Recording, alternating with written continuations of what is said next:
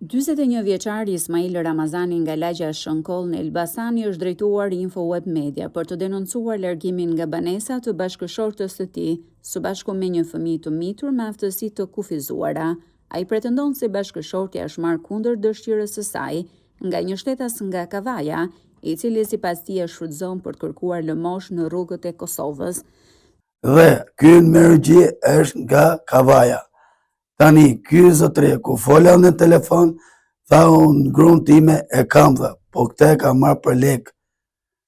Tani, i thashun, ma sjell se unë do jetoj me jetë, pse ma ke marrë gruan time. Dhe ky personi thot, nuk ta bie me. E mori për lek arsye se ai e nxjerr me lyp.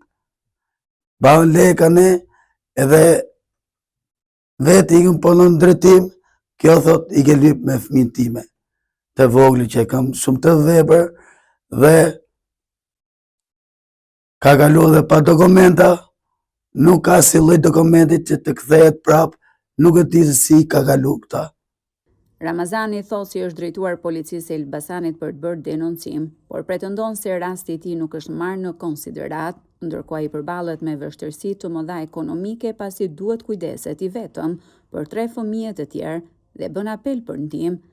Dhe unë kam kujdese, po problemi që e kam keq unë, problemin tim, hallin time, fukara jam, të vini të shikosh, jam i vepër, dhe më thonë në shtëpi në ambjenti, që bje për jashtë hynë mrena, dhe unë jam kulmi, kablat e korrentit i kam të nxjerrme, mi kapin fëmijët e tre.